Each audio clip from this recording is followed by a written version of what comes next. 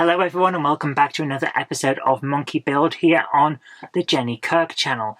I'm Zoe Kirk Robinson, also known as the Cupboard Monkey on the Monday Club, and I build little models. Today's little model is a Peco period road vehicle of a Greater Manchester bus. Let's get straight into it.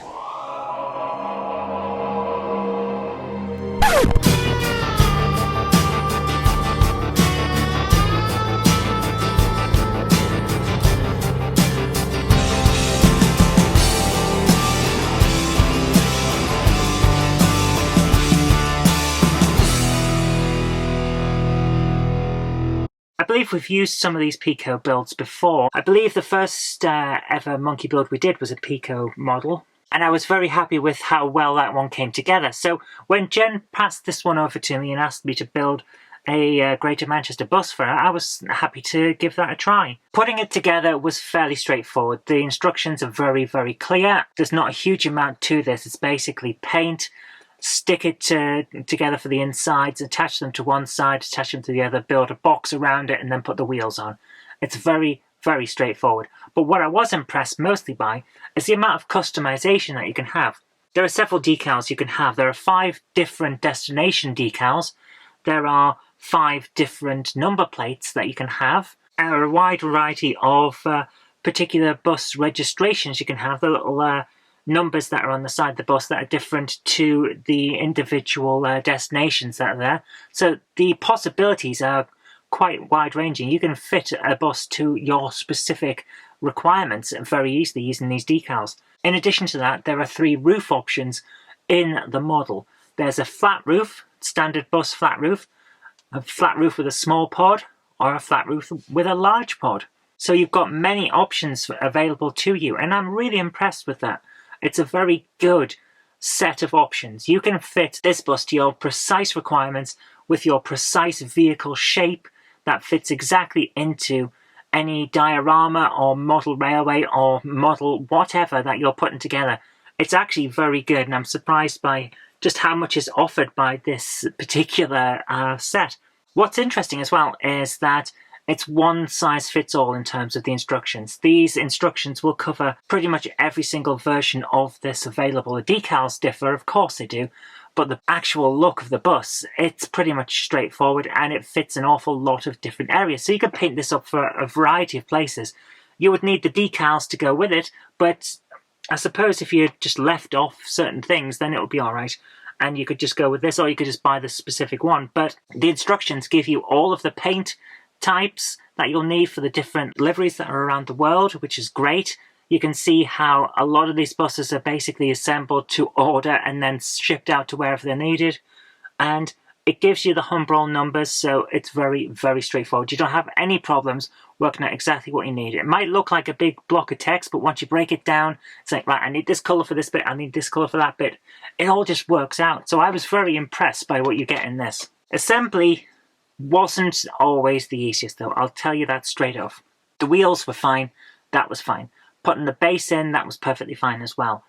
Getting the front to attach to the sides, to attach to the inside, was a big problem for me. I'm sorry to say that I had real trouble, and I think it might be the glue that I've been using more than anything else. I actually swapped at one point from the Tamaya polystyrene cement that I've been using to Humbrol polystyrene cement, and that just glued everything so quick and so straightforward. So I'd recommend Humbrol over the little pot of paint on and with a brush plastic cement that I've been using.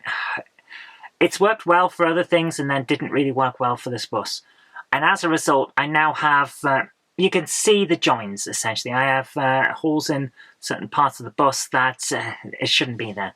You can paint over that and very much finish it off and it'll look fine. But from my point of view, it's not so great. So go with a polystyrene cement that you know will work and will work straight off first time. That's the best way. But aside from that, and I think that was a problem I had rather than this model had, although I will notice that there aren't any, you know how on an Airfix kit you'll have insert piece A into slot B and it'll slot in and fit, and you just know it's going to fit when you glue it together, it's assembled. There's none of that on this Peco model. The sides are flat, the front is flat. You put them together and you hold them until the polystyrene cement is done, and then you hope that's in the right place. That's not the best from my point of view. I do prefer the Airfix style where things connect together and you glue it that way. But each to their own. If you like this style, that's perfectly fine. That's my only issue with it. Everything else, I think, was a problem I had with the fact that I'm still getting back into model building rather than being an expert at it. But aside from that, this is a great model and it looks fantastic. Fits perfectly into Jen's model railway up on Weir Yard, so that's where the bus now sits, and it looks great in its position. It fits with the scale and everything, and it's just perfect. So yeah, I give good marks to this one. Definite 4 out of 5? Yeah, that's certainly 4 out of 5. Alright, that's all we've got time for this time. I hope you have enjoyed this, and if you have, remember to click that like button, share this with your friends, so they'll see a good model that will fit into pretty much any time period that you want, as long as buses were around. And we'll see you again next time. Bye-bye. I'd like to send out a huge thanks to everybody who supports me on Patreon. And an extra special huge thanks goes out to Anthony Kidson, Offshore Allen, oorail.co.uk, Michael Lockie, Helen Sink, Peter Bolton, Brian and Dorothy Mudd, Gary Lewis, David Quinn, Sparky107107, George Botterini, Chris Moss, Robert Steers, MD of San Juan Model Company and Grantline Products, Sam Yates, Dale Williams, John N from NC, NYMRish, Jonathan Foster, Peter, Graham Foster, Clifford Ison, Larry W. Grant, NI Railways 4000 class, Ian Coulson, and Alan Dickerson. Thank you. Without you guys, I couldn't do this.